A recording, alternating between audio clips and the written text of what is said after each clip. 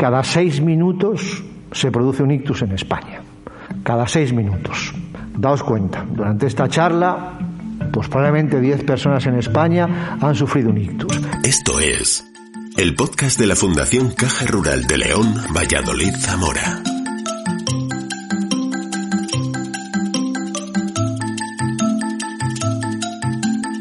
Escucha la carta en las conferencias, la voz de los premiados, el argumento del autor. Investigadores, médicos, científicos, historiadores, músicos, creadores de cultura y arte, intelectuales de diversas ramas se convierten en divulgadores de conocimiento a través de este podcast. Bienvenido. Buenas noches, muchas gracias por vuestra asistencia. Y vamos a cerrar con esta conferencia, vamos a cerrar el año. Muchísimas gracias al Hospital Recoletas por esta colaboración que ya es tradicional y que venimos realizando todos los años. Y por supuesto a los ponentes que hemos tenido, al doctor José Luis Soto el primer día, que nos habló de urología, el doctor Antonio Conde ayer de la salud, menopausia y salud de la mujer, y hoy contamos con la presencia del cardiólogo don José Luis Santos, que nos va a hablar sobre las estrategias para la prevención del ictus. Vamos a seguir, prácticamente como os decía, volveremos en la última semana de enero. Y después pues la última semana pues de cada mes, de enero, febrero, marzo y abril. Así que os esperamos entonces, y hasta entonces aprovechar todo lo que nos diga ahora el doctor Santos, que yo creo que es bastante bueno y muy aplicable a nuestra salud. Siempre pasa todos los días, si vemos el periódico, oímos la radio, escuchamos la televisión o vemos eso que algunos llaman el Facebook o cosas de estas, pues todos los días nos salen aspectos de esto, nos salen incendios, nos salen inundaciones, nos salen terremotos, pero la verdad es que nos podemos preguntar, eso está claro que es noticiable porque es algo inesperado y entonces es buena noticia para los periódicos, pero realmente eso es importante para la sociedad, eso es algo importante realmente para nuestra vida. Bueno, pues si nos preguntamos cuál es la causa de mortalidad del ser humano, que eso es algo que realmente nos afecta a todos y nos preocupa a todo el mundo, pues veremos que la posibilidad de morir por una inundación es una entre 144.256. Es decir, probablemente no nos toque.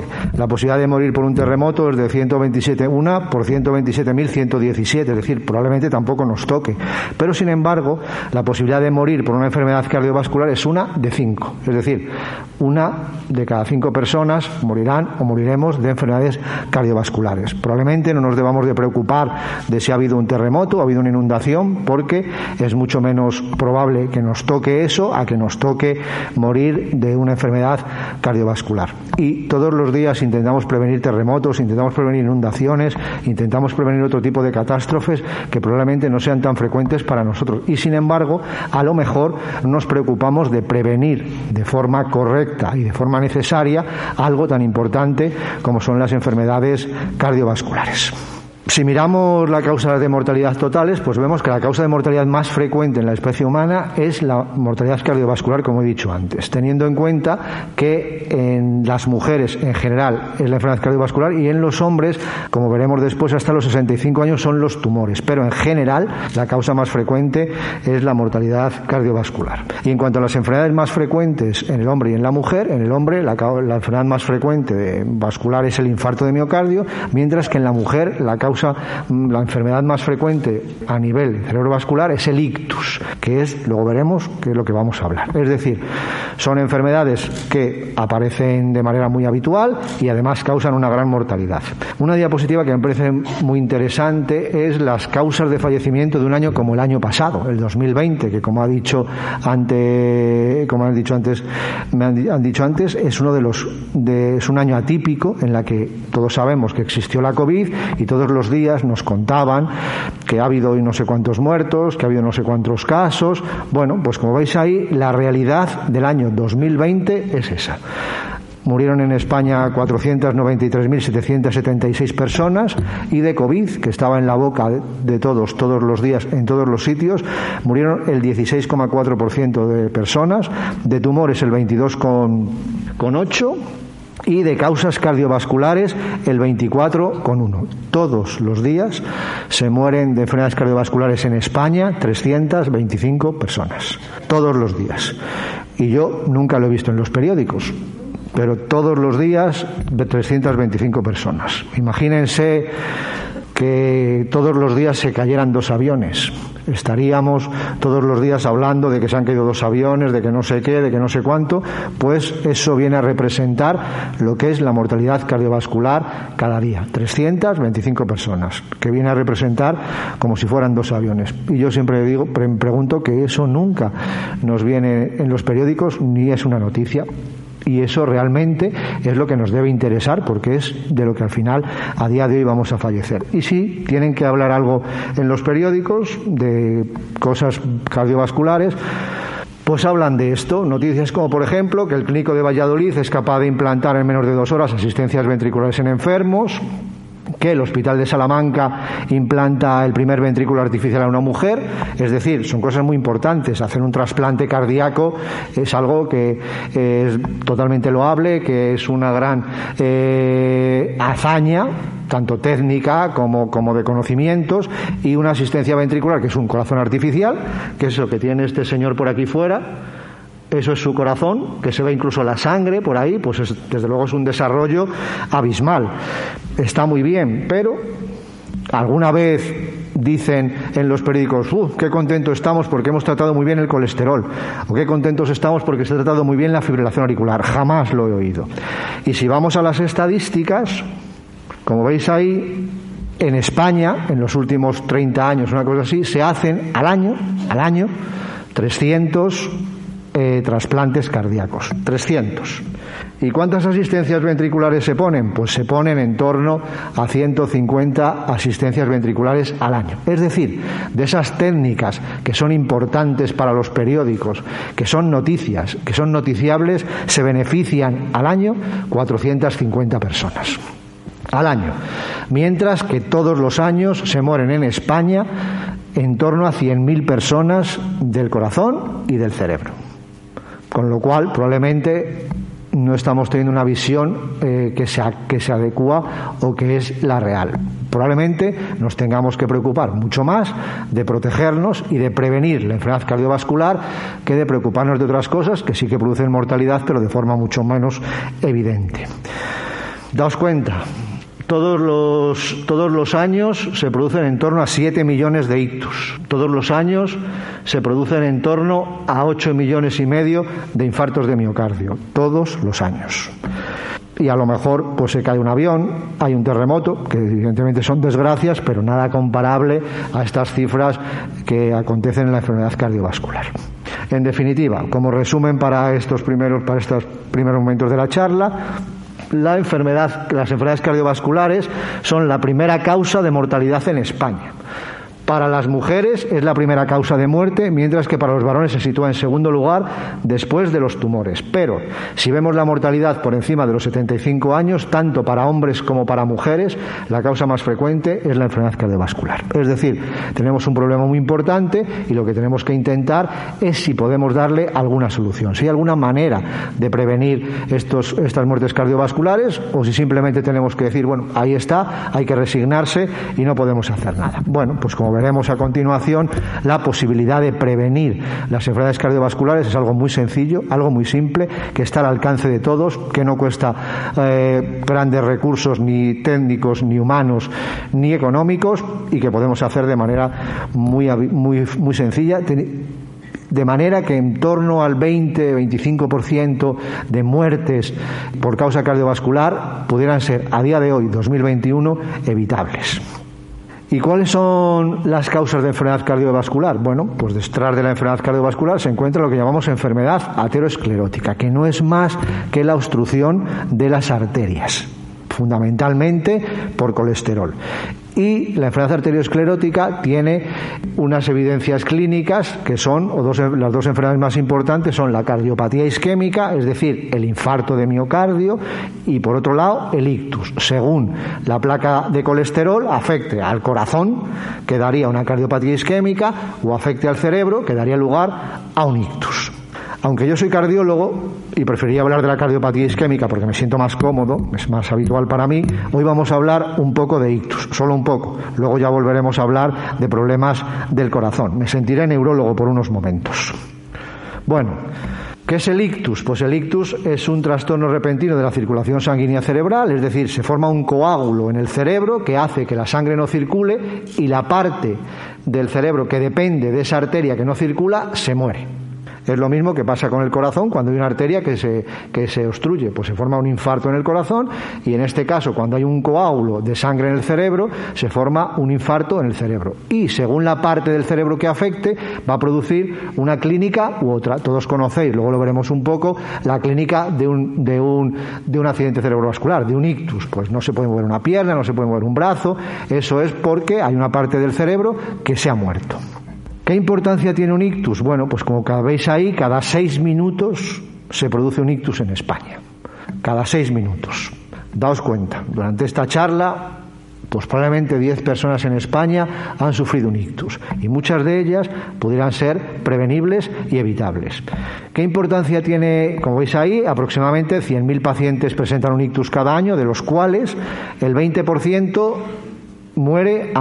fallece en los primeros 6 meses. El 30% quedan con grandes secuelas, el 25% quedan con secuelas moderadas y solamente 1 de cada 4 queda asintomático. Es decir, de 100.000 personas que tienen un ictus, 75.000 van a fallecer o van a quedar con secuelas importantes. Desde luego fallecer es malo, pero quedarse en esta situación desde luego también lo es. Y todo lo que podamos hacer para evitar estos desenlaces, pues bienvenidos sean.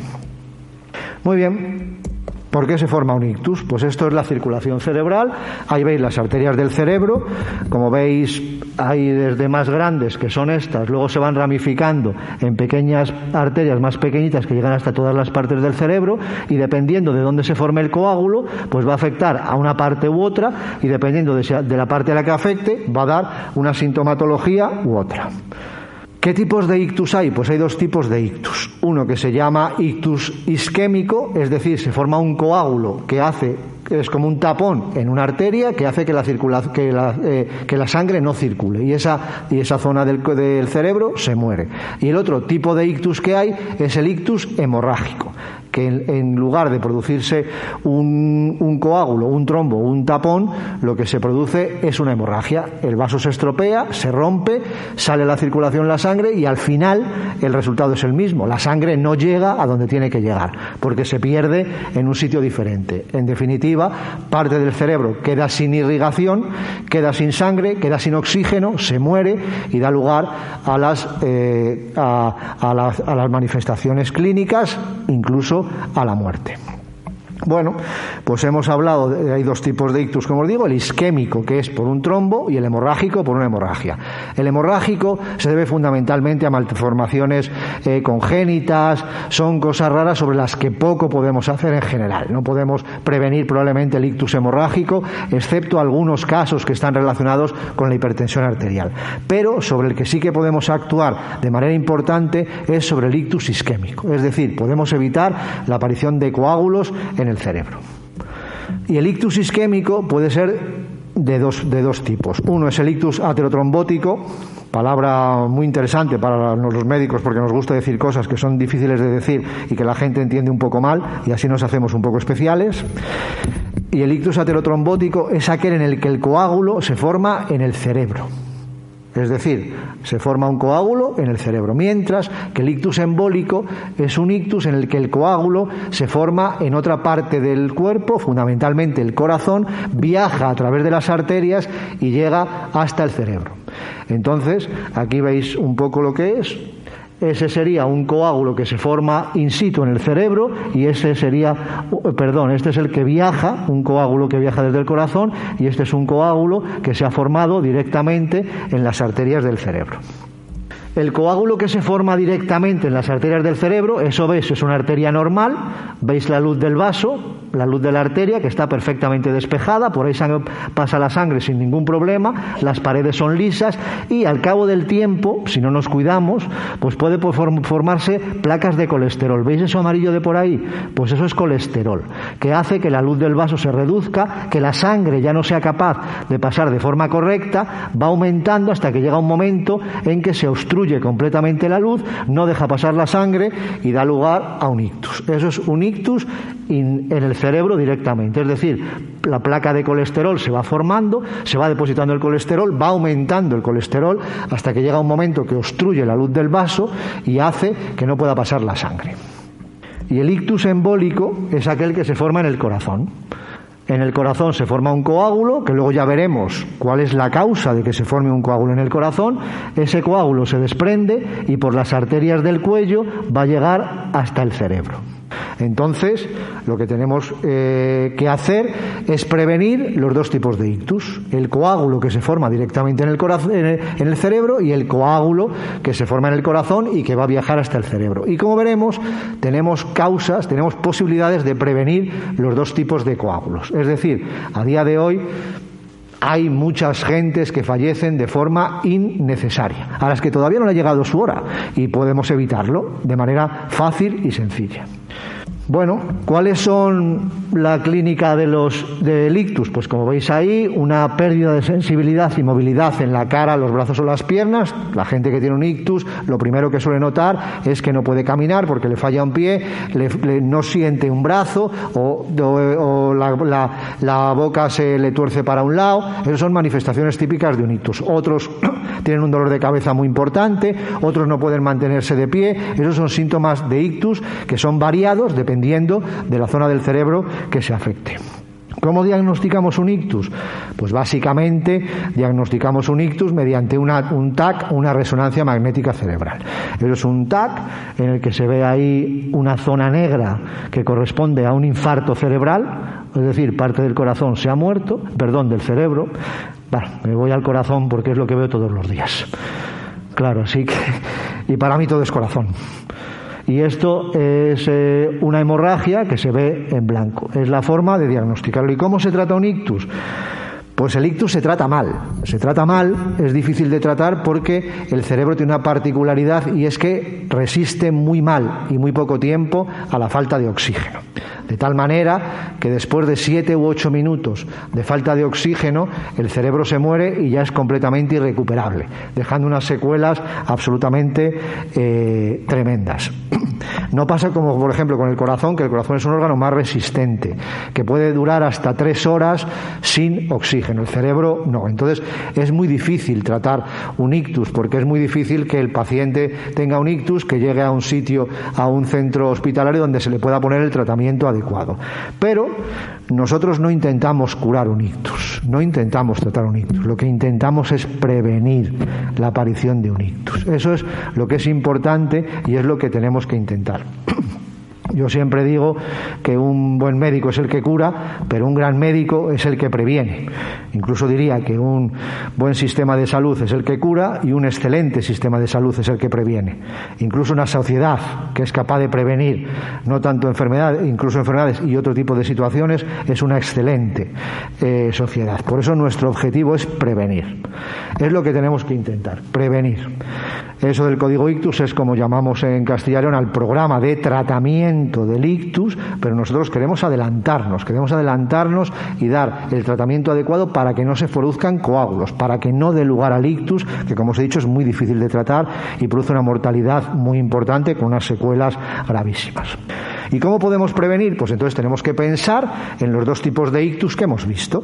El ictus por trombosis, es decir, el coágulo que se forma directamente en el cerebro, y el ictus por embolia, es decir, ese coágulo que se forma en el corazón y que va a viajar hasta el cerebro y producir un tapón. Pues para evitar el ictus que se forma directamente en el cerebro, como hemos visto, depende de la formación de colesterol. Entonces tenemos que intentar hacer hábitos saludables y tratarlo de manera que no se produzca, que el colesterol no se vaya a depositar en las arterias.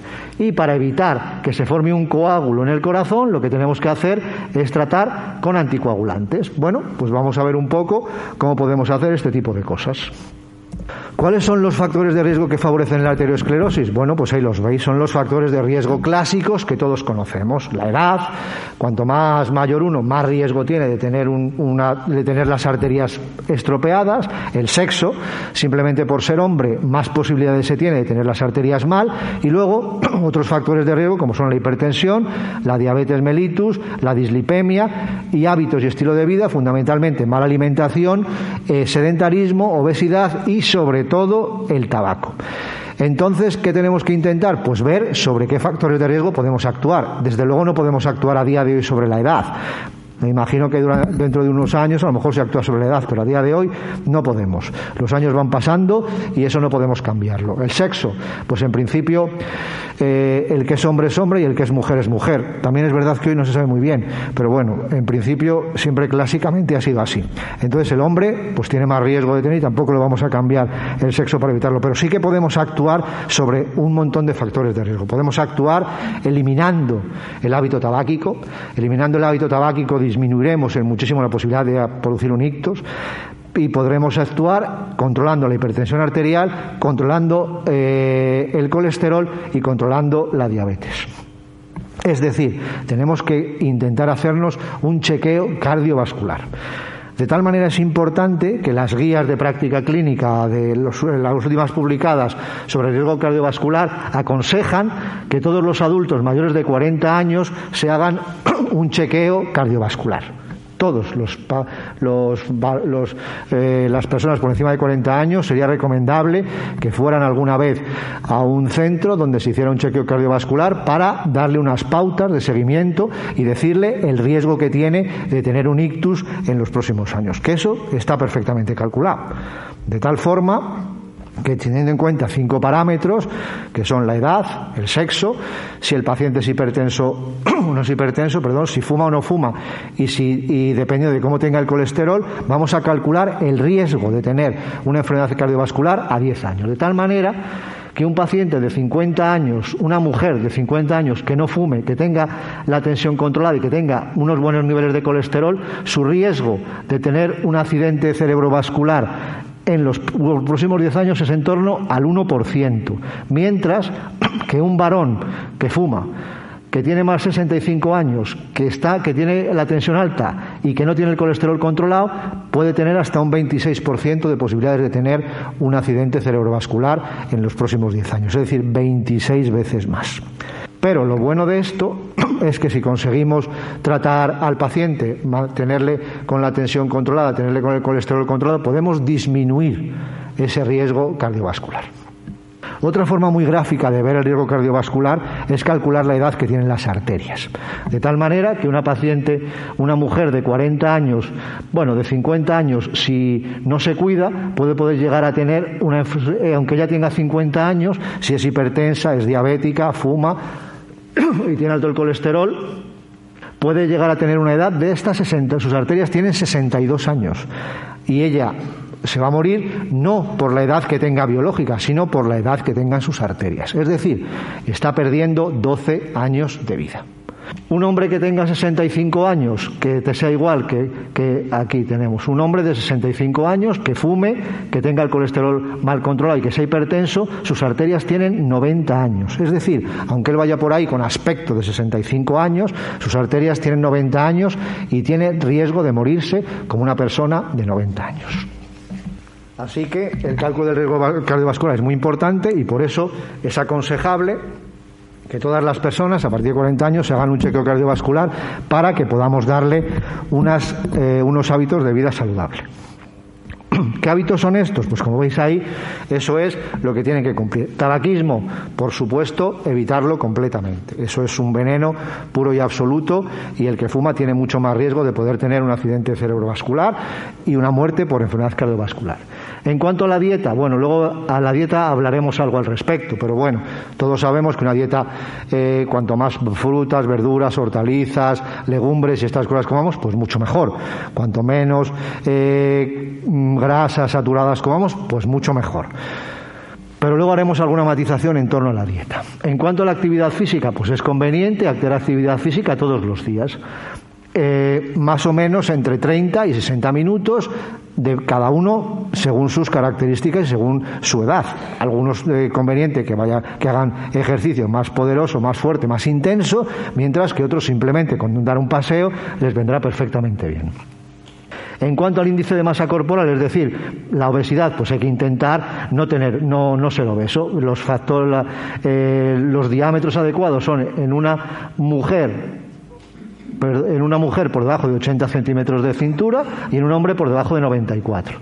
La presión arterial, pues por debajo de 140-90. Y ahora vamos a ver un poco cuáles son los niveles de colesterol que tenemos que tener para prevenir la enfermedad cardiovascular. Lo primero que tenemos que ver es qué riesgo cardiovascular tenemos. No es lo mismo el paciente que tiene un muy alto riesgo cardiovascular que el que tiene alto riesgo cardiovascular, que el que tiene moderado, que el que tiene bajo. ¿Cuáles son los pacientes que tienen muy alto riesgo cardiovascular? Pues básicamente los pacientes que tienen muy alto riesgo cardiovascular son los que ya han tenido un ictus o un infarto. Esos pacientes tienen un riesgo cardiovascular muy alto. Y en esos pacientes, fijaos cuáles son los niveles de colesterol. Tienen que tener por debajo de 55. Daos cuenta, 55. Muchas veces me vienen a mi consulta pacientes, yo veo el colesterol y digo, tiene usted el colesterol altísimo. Y me dice, ¿pero qué me dice usted? En absoluto, yo tengo el colesterol perfecto. Si acabo de ir al médico de primaria y me ha dicho que lo tengo muy bien. Y yo digo, pues tiene usted 68. Y digo, pues 68 está perfecto, ¿no? Pues en algunos pacientes 68 está muy mal. Un paciente de alto riesgo, que es un paciente que no ha tenido ni un infarto ni un ictus, pero que es diabético e hipertenso, muchos pacientes, muchas gentes son diabéticas e hipertensas, ese es un paciente de alto riesgo y ese paciente tiene que tener un colesterol por debajo de 70. Estamos hablando siempre del colesterol malo, ¿de acuerdo? Por debajo de 70. Muchas gentes no lo saben y me dicen lo mismo. Uy, si yo tengo 110, estoy muy bien. Y tengo 190 del total, menos del colesterol total. Y yo siempre les digo que lo importante no es el colesterol total, es el colesterol malo. Y esta gente tiene que tener menos de 70. Y una persona normal, sin factores de riesgo, que no sea hipertenso, que no tenga colesterol, que no tenga insuficiencia renal, que sea joven, ¿cuál es su nivel de colesterol? Pues como veis ahí, su nivel de colesterol es óptimo, es por debajo de 116. ¿De acuerdo? No, es decir, hay mucha gente que dice, bueno, yo tengo 135, 140, pues no. Lo que tiene que tener es por debajo de 116, que estoy seguro que muchísima gente no lo tenemos. Es decir, primer paso, controlarse, hacer una analítica y que el médico tome las consecuencias, las decisiones adecuadas dependiendo de los niveles de colesterol. ¿Cómo se baja el colesterol? Bueno, pues todos hemos oído que haciendo ejercicio. Bueno, pues ahí tenéis las intervenciones que podemos hacer: reducir el consumo de grasas, aumentar la ingesta de fibra, un montón de muchas cosas. Ahí tenéis cuánto baja cada cosa de esas el colesterol. Evidentemente, si bajamos el consumo de grasas, pues podemos bajarlo en una forma importante. Sí, aumentamos la ingesta de fibra también, pero por ejemplo, algo que se dice muy habitualmente, que es hacer ejercicio, pues ya veis que hacer el ejercicio baja poco el colesterol malo. Poco, lo que sí que hace es aumentar el colesterol bueno, pero aumentar el colesterol bueno tampoco es tan bueno. De manera que si el colesterol bueno está por encima de 80, también es perjudicial para la salud. Entonces, y por otra parte, el colesterol, que depende de la dieta, está en torno al 15-20%. Mientras que el resto de colesterol es colesterol que nosotros mismos producimos en el organismo. Es decir, por muy buena dieta que hagamos, solo podemos esperar disminuir en torno al 15 o al 20% el colesterol. Quien tiene el colesterol alto probablemente deba de tomar pastillas que a día de hoy son muy eficaces, muy seguras y con pocos efectos secundarios. Y tenemos un montón de pastillas para tratar el colesterol y no podemos permitir que alguien tenga un accidente cerebrovascular, un infarto o un ictus porque no tenga el colesterol tratado de la manera correcta. Bueno, eso, como sabéis ahí, son los alimentos que podemos tener, lo que he dicho antes, la pirámide alimenticia. Cuanto más hortalizas, verduras, cosas que todos conocemos hagamos, pues eso siempre ayuda y viene bien. Y aquí os muestro un poco, es una diapositiva con unos datos importantes. Por cada 40 miligramos de cilitro que baja el colesterol, es decir, una persona que tiene 150 de colesterol, si le baja a 110, ha reducido en un 23% la posibilidad de tener un accidente cerebrovascular. Daos cuenta qué importancia.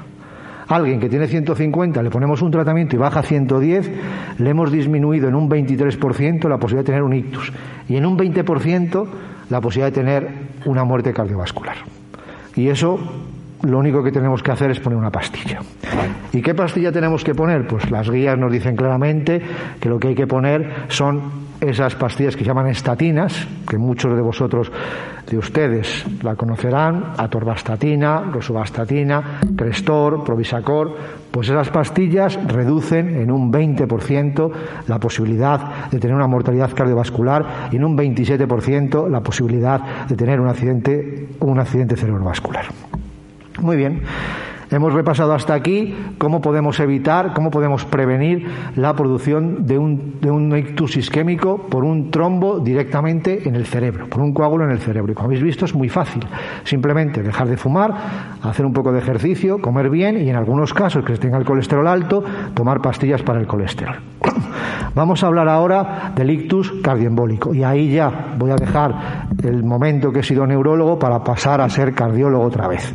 Y ahora vamos a hablar de una arritmia que se llama fibrilación auricular, que es la causa de que se formen émbolos, coágulos en el corazón. Bueno, pues eso, vamos a hablar un poquito de la fibrilación auricular. La fibrilación auricular, como os digo, es una arritmia que lo que hace es que el corazón late de forma desacompasada. Un corazón late normalmente así y en la fibrilación auricular late de forma arrítmica. Es como si estuviéramos amasando.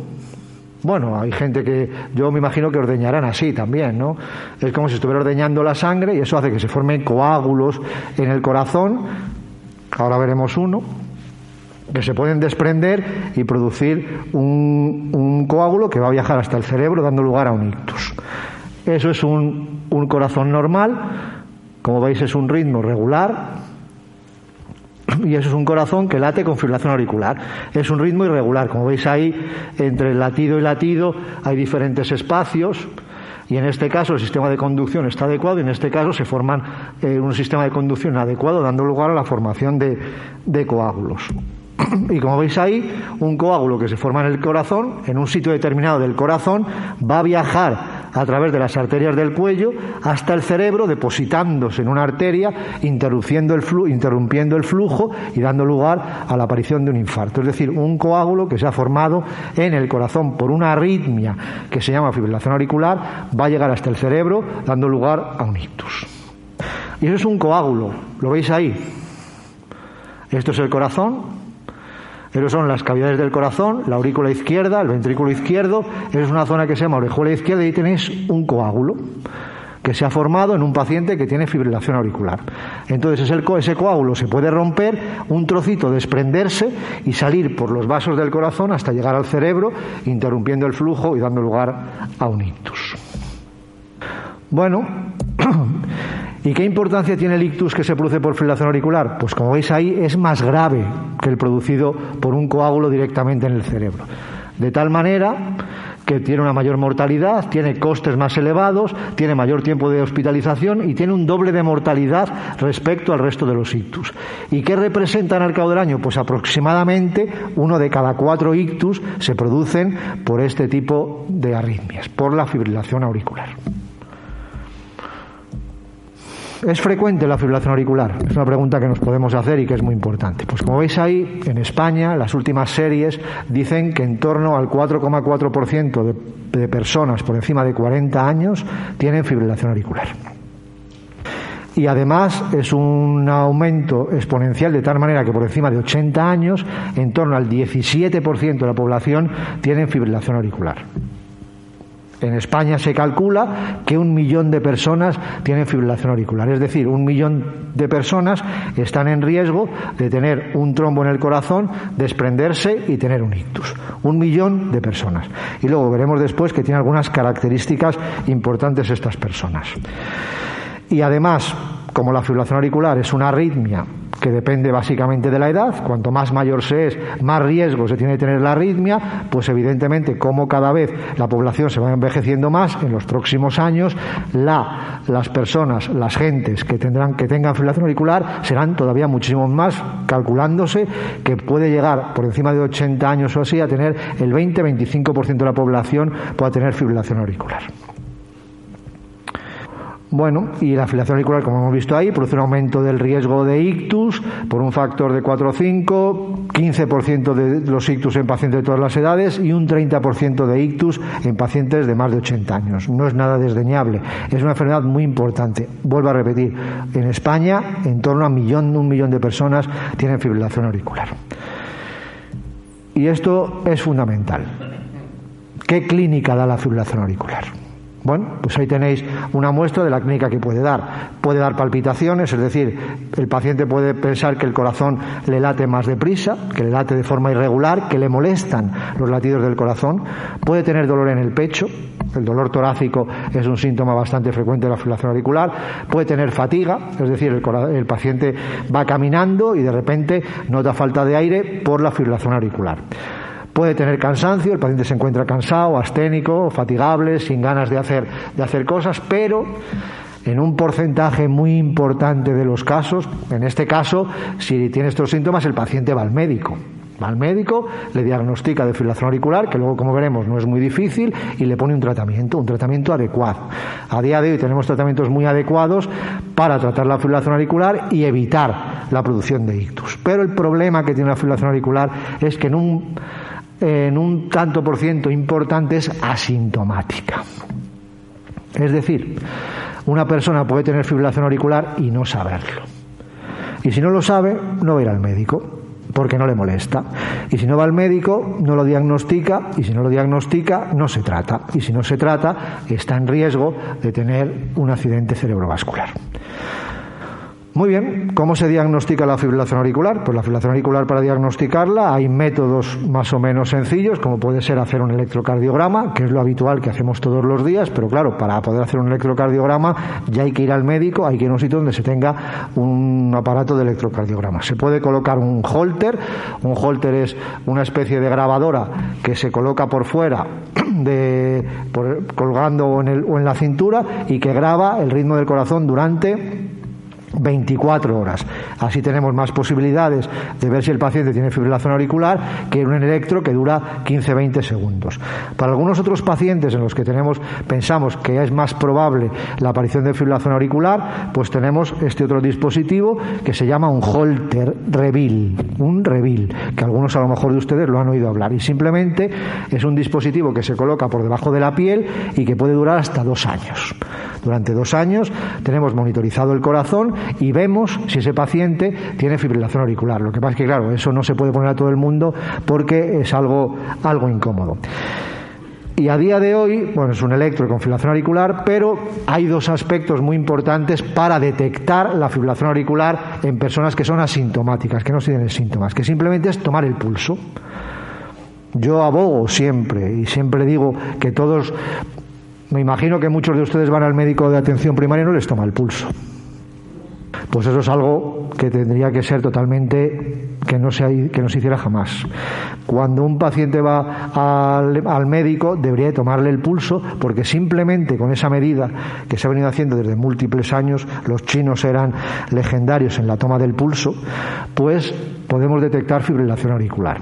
Y a día de hoy se han desarrollado técnicas y dispositivos que permiten, de manera muy sencilla, saber si tenemos o no tenemos fibrilación auricular. Hay 2 dispositivos validados y que están reflejados en las últimas guías de prevención cardiovascular. Uno son algunos relojes, a lo mejor alguno de ustedes tiene algún reloj por ahí que le marca si tiene una arritmia o algo. Eso es una forma completamente válida de detectar la fibrilación auricular. Y otro es ese dispositivo, eso pequeñito que hay ahí, que poniendo los dedos se puede diagnosticar la fibrilación auricular. Yo creo que lo que se debería hacer a día de hoy es que esos dispositivos estuvieran en múltiples sitios, probablemente farmacias, probablemente incluso fuente, estadios de fútbol, supermercados, donde uno simplemente con poner los dedos, el aparato le va a decir si está normal o si tiene una fibrilación auricular. Y en caso de que le diga que tenga una fibrilación auricular, yo luego ya acudir al médico para ponerle un tratamiento adecuado, porque también tenemos tratamientos adecuados para prevenir el ictus que se produce en el corazón. ¿Cómo se trata la fibrilación auricular? Pues hay dos tipos. Uno es tratamiento médico con diferentes pastillas. A muchos de ustedes a lo mejor les suena bisoprolol, carvedilol, nebivolol, amiodarona, trangorés, pues son diferentes pastillas que se utilizan para el tratamiento de la fibrilación auricular. Y en algunos casos lo que hay que hacer es un choque eléctrico, que también lo habrán visto en la tele, pues al paciente se le seda un poco, se le aplica energía y se quita la fibrilación auricular. Pero el problema de la fibrilación auricular es que aunque se quite en ese momento, muchas de ellas pueden volver otra vez y pueden volver a producir ictus. Es decir, aunque la quitemos, no disminuimos el riesgo de tener un coágulo y poder producir un ictus. En algunos otros casos, incluso hacemos un estudio electrofisiológico. Aquí en Zamora no lo hacemos. Habría que enviar al paciente a Salamanca, y se introducen unos catéteres a través de la vena femoral que llegan hasta el corazón, que son esos catéteres. Llegan por aquí, se punciona el septo interauricular, se llega a la zona donde se produce la fibrilación auricular, se quema esa zona y en principio la fibrilación auricular desaparece. Aunque, como os dije antes, es muy posible que vuelva a reaparecer otra vez. Con lo cual, todos los pacientes que en alguna ocasión en su vida han tenido fibrilación auricular tienen riesgo de tener un ictus. Y tenemos que ponerle un tratamiento para evitar que lo tengan. ¿Y qué es el tratamiento? Pues la anticoagulación. A día de hoy tenemos fármacos anticoagulantes muy poderosos y bastante seguros para tratar la fibrilación auricular. Y lo mismo que hablábamos con el ictus que se formaba directamente en el cerebro y que teníamos que prevenirlo controlando los factores de riesgo, en este caso nos pasa lo mismo. Tenemos que prevenir la aparición de un coágulo que se forme en el corazón mediante el tratamiento anticoagulante. ¿Qué problema existe? Eso es un trombo, eso es un coágulo de los que se forman en el corazón, que va a viajar a través de las arterias, y cuando llega una arteria de ese calibre va a impactarse ahí y va a evitar que el oxígeno llegue al cerebro. El problema de los tratamientos anticoagulantes es que tienen sus efectos secundarios. Si alguno de ustedes toma Sintrón, o alguno toma Pradaxa, o alguno toma Xarelto, o alguno toma Eliquis, pues se pone a leer el prospecto, que por cierto se tarda mucho en leerlo, 2 o 3 días, porque hay un montón de efectos secundarios. Solamente hay un efecto positivo, pero un montón de efectos secundarios. Pues dirán unos, bueno, pues es que yo esto, ¿cómo voy a tomar esto? Incluso si yo me leyera los prospectos, dudaría también tomarlo si lo necesitara. Así que yo aconsejo que nunca se deben leer los prospectos, por supuesto. Pero bueno, la verdad es que en los tratamientos anticoagulantes, pues es cierto que hay que mantener un equilibrio entre no producir trombos, pero no producir sangrados. Porque si nos pasamos del tratamiento anticoagulante podemos producir un sangrado, aunque hay que tener en cuenta que nunca es tan grave un sangrado que se trata mucho mejor que un trombo que da lugar a ictus o en algunos casos infartos, y que se tratan muchísimo peor. Si hay que elegir entre sangrar un poco o tener un trombo, yo me quedo mucho mejor con el sangrar un poco, aunque sea muy espectacular. A todo el mundo nos da miedo y eso de haber sangrado un poco, de ver sangre allí caída, a todo el mundo nos da miedo, pero es mucho menos peligroso eso que tener un trombo.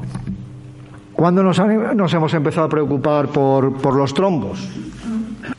Bueno, pues ya desde la antigüedad nos empezamos a preocupar acerca de la coagulación, de los anticoagulantes, de tal manera que en China ya se preocupaban acerca de tomar el pulso. Como os he dicho antes, ellos eran capaces de determinar 50 tipos de pulsos diferentes.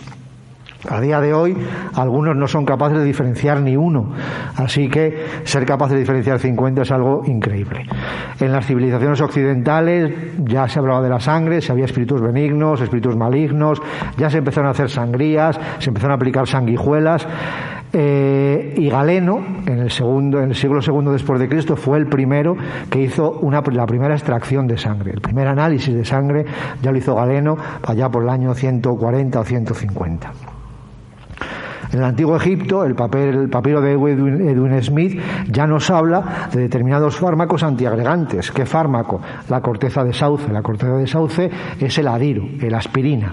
Pues ya empezaban a hablar en aquellos momentos de las propiedades anticoagulantes, entre comillas, de la aspirina. Posteriormente, filósofos como Platón, Aristóteles, que sabían de todo en aquellos momentos, ya empezaron también a hablar de cuáles eran las causas por las que la sangre se podía coagular. Había diferentes teorías, unas que decían que la sangre se enfriaba y por eso se coagulaba, otras que decían que al detener el flujo sanguíneo la sangre se coagulaba, otros que decían que existía una fuerza vital y que al desaparecer también hacía que la sangre se coagulaba y se formara un trombo. Pero después, pues apareció un poco más ciencia, siglo XV, siglo XVI, ya es casi siglo XX, un laboratorio muy interesante donde todos nos hubiera gustado trabajar con su glamour, su charm, su interés, y ahí se descubrían cosas importantes. Y hubo gentes muy importantes, personajes ilustres, que los vamos a pasar por aquí. Pero, aparte de todos esos personajes que han hecho unas aportaciones muy importantes al mundo de la coagulación, lo que ha quedado al final es que la coagulación es una historia de vacas, de ovejas y de ratas. Así que, de vacas y ovejas, ¿por qué? Pues porque en el año 1921 había una plantación de tréboles y se vio que los animales que comían esos tréboles se morían desangrados. Tenían unas hemorragias importantes y se morían. Entonces se empezó a investigar y se vio que lo que pasaba en ese trébol es que estaba colonizado por un hongo que se llamaba varfarina y que producía una sustancia que se llamaba varfarina, que era la que producía que los animales se desangraran y se murieran. Entonces se pensó que eso se podía utilizar como anticoagulante y ese fue el inicio de la anticoagulación. ¿Cómo se utilizó después el anticoagulante? Pues el anticoagulante se utilizó básicamente para matar ratas. Era un raticida. Las ratas son animales muy listos, yo creo. Tampoco los conozco muy bien, pero tengo entendido. Y entonces, si le da a alguien veneno, pues entonces, si viven ahí un grupo, una rata muere allí porque ha tomado un alimento, las que están al lado lo ven y dicen, pues lo mismo es eso lo que le ha matado a esta compañera, y no lo toman. Pero la varfarina, el anticoagulante, tiene una característica y es que mata de forma diferida.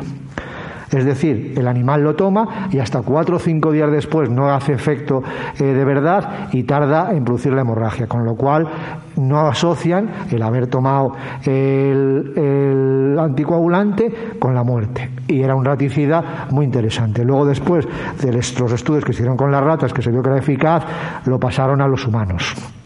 Pero bueno, no es que nos mate a los humanos. El Sintrón ha sido un tratamiento muy adecuado que ha salvado muchas vidas a lo largo de la historia.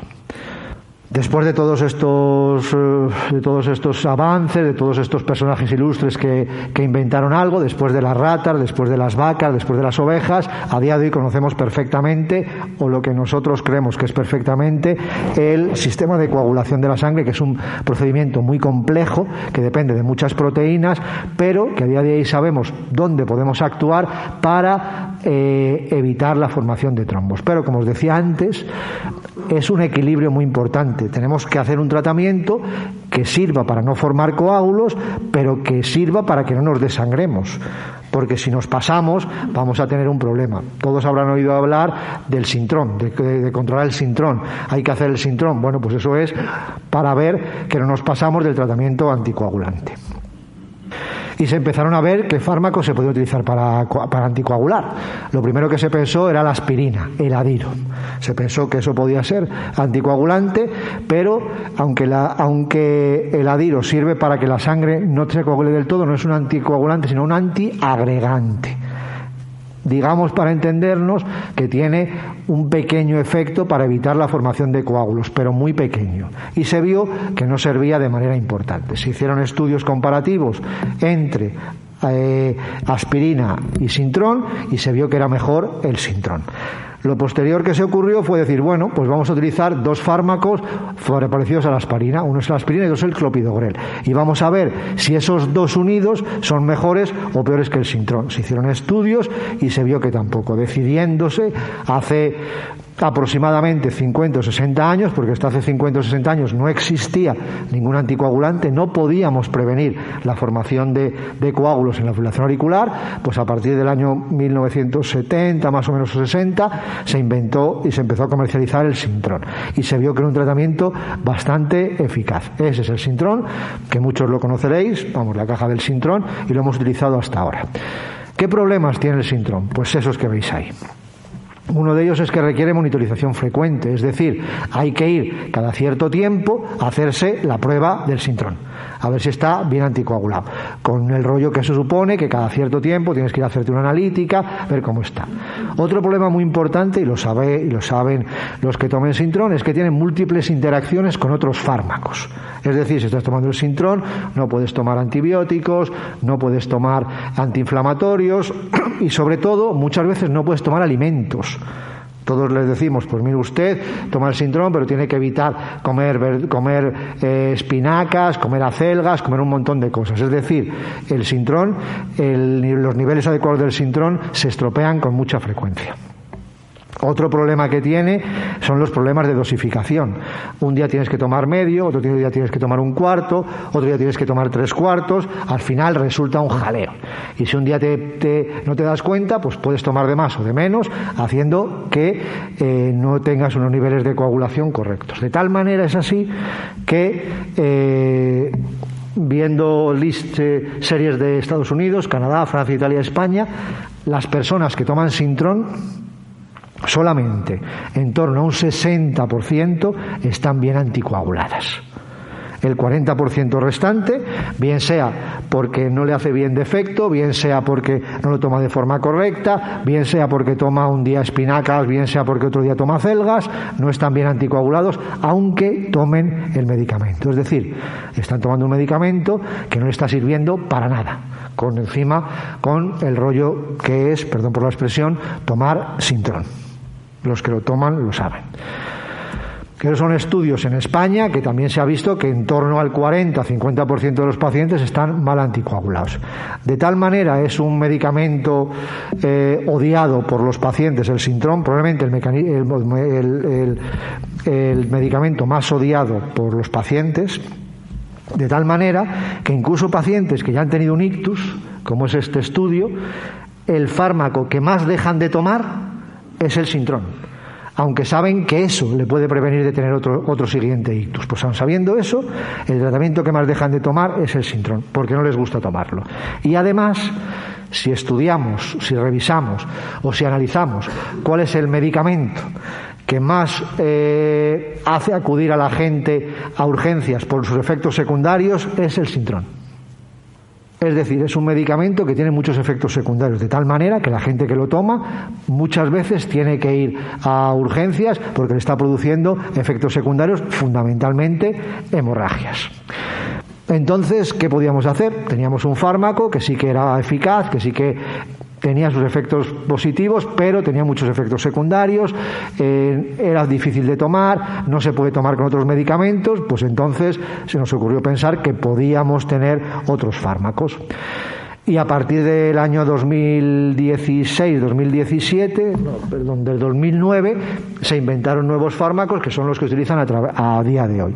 Esos son los estudios que se hicieron, son estudios con nombres muy bonitos, como el estudio Relay, el estudio Rocket, son con nuevos fármacos para ver si eran mejores que el Sintrón. Se compararon con el Sintrón y se llegó a estos resultados. Ahí tenéis la posibilidad de tener un ictus tomando los nuevos anticoagulantes o tomando el Sintrón. Y ahí tenéis la posibilidad de sangrar, tener un sangrado tomando los nuevos anticoagulantes o tomando el Sintrón. Como veis ahí, la posibilidad de tener un ictus es menor cuando tomas un nuevo anticoagulante que cuando tomas varfarina. Es decir, los nuevos fármacos anticoagulantes a día de hoy son mejores que el Sintrón, son más eficaces y además, como veis ahí, tienen menos efectos secundarios. Es decir, por fin parece que hemos inventado unos fármacos para prevenir los ictus en la fibrilación auricular que son eficaces y seguros. Como veis ahí, las características fundamentales de estos fármacos son que son más eficaces, más seguros, no tienen interacciones con fármacos, no tienen interacciones con los alimentos, se administran más fácilmente, no hay que dar un día un cuarto, otro día medio, sino que todos los días se toma 1 o 2 pastillas y ya está, y el único problema que tenemos es que son más caros, con lo cual la administración nos pone bastantes trabas y un montón de problemas para poder dar a los pacientes esos fármacos. Antes sacaba una foto del Sintrón, que bueno, no salió muy favorecido, y ahora sale una foto de los nuevos anticoagulantes, que son los 4 que tenemos: Pradaxa, Eliquis, Lixiana y Xarelto. Otra pregunta importante que surge es: ¿todos los pacientes que tienen fibrilación auricular, es decir, la arritmia que produce que se forman coágulos en el corazón, tienen que tomar anticoagulantes o hay algunos que no lo tienen que hacer? Porque algunos pueden decir, pues a mí me ha dicho el médico que sí que tengo la arritmia, pero que no hace falta que tome anticoagulante. Pues no todos los pacientes que tienen fibrilación auricular tienen que tomar anticoagulantes, porque no todo el mundo tiene el mismo riesgo de tener un coágulo aunque tenga la arritmia. Eso lo estratificamos nosotros dependiendo de una escala de riesgo. Dependiendo de otros factores de riesgo asociados que tenga o no tenga el paciente, ese paciente va a tener más riesgo de tener un émbolo, un coágulo o no. De tal forma que los parámetros fundamentales que utilizamos es hipertensión, diabetes, el haber tenido previamente un ictus, el tener insuficiencia cardíaca. Cuantos más factores de riesgo se tengan, más posibilidades hay de tener un ictus. De tal manera que eso es una escala de riesgo. Como veis ahí, una persona que tenga 0 factores de riesgo, aunque tenga la arritmia, esa arritmia no va a producir coágulos en el corazón. Tiene un 0% de posibilidades. Mientras que si ese paciente tiene un montón de riesgos asociados, hasta 9 más, su posibilidad de tener un ictus aumenta hasta 15%. Los estudios nos dicen que un paciente que tiene a partir de 2 factores de riesgo hay que anticoagularle, mientras que los que no tienen ningún factor de riesgo, es decir, una persona de 50 años que no es hipertenso, que no es diabético, que no tiene previamente una insuficiencia cardíaca, ese paciente, aunque tenga la arritmia, no hace falta anticoagularle. Pero la realidad clínica es que la mayor parte de los pacientes van a tener un factor de riesgo asociado, con lo cual hay que anticoagularle. En definitiva, ya para ir concluyendo, como hemos visto, el ictus está muy relacionado con la morbimortalidad, es decir, produce una mortalidad muy importante y además, en algunos casos, aunque no produzca la muerte, produce una morbilidad muy importante, unas secuelas muy importantes que hacen que mucha gente pueda caer en una silla de ruedas, con lo cual, aunque viva, su calidad de vida disminuye de forma radical. En segundo lugar, hemos visto un poco y hemos repasado las causas de ictus, fundamentalmente el ictus isqué, el ictus aterotrombótico por un coágulo que se forma directamente en el cerebro, o el ictus embólico por un coágulo que se forma en el corazón, que va a viajar hasta el cerebro. Hemos discutido y hemos repasado un poco las posibilidades de detectar precozmente la fibrilación auricular. Es decir, es una arritmia que es asintomática, pero que tenemos medios tan sencillos como tomar el pulso o como esos dispositivos fáciles de utilizar que nos van a detectar la fibrilación auricular para poderle poner tratamiento. Y sobre todo, tenemos que si tratamos la fibrilación auricular de forma correcta, vamos a prevenir el ictus. Y tenemos posibilidades de detectar fibrilación auricular y tenemos posibilidades de tratar la fibrilación auricular, es decir, anticoagulantes. En definitiva, ante un problema complejo, un problema difícil, un problema serio, como es la aparición de un ictus, de una enfermedad cardiovascular, de un ictus, que como hemos visto produce al día en total unos 325 muertos al día. Eso lo podemos tratar simplemente con un hábito de vida adecuado y tomando el pulso, utilizando un dispositivo y dando un tratamiento que es un anticoagulante. Problemas complejos, soluciones sencillas.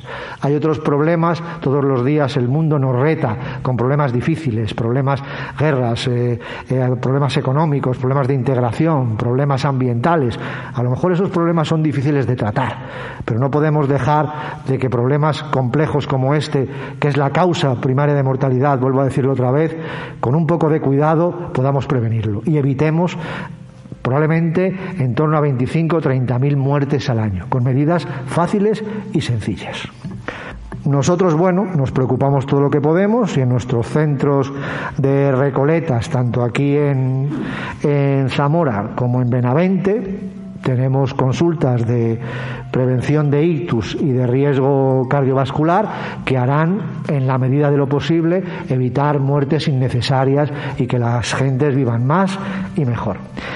Y siempre queda la esperanza de que en algún momento, alguna vez, en los periódicos venga primero que todos los días mueren 330 personas para que nos concienciemos de que la enfermedad cardiovascular es muy importante, para que nos concienciemos de que podemos hacer algo, y en lugar de salir noticias como que se ha hecho un trasplante cardíaco, que está muy bien, pero que del que se beneficia poca gente, podamos decir se ha tratado muy bien el colesterol, se ha tratado muy bien la fibrilación auricular, y con eso evitemos en torno a 30.000 muertes al año.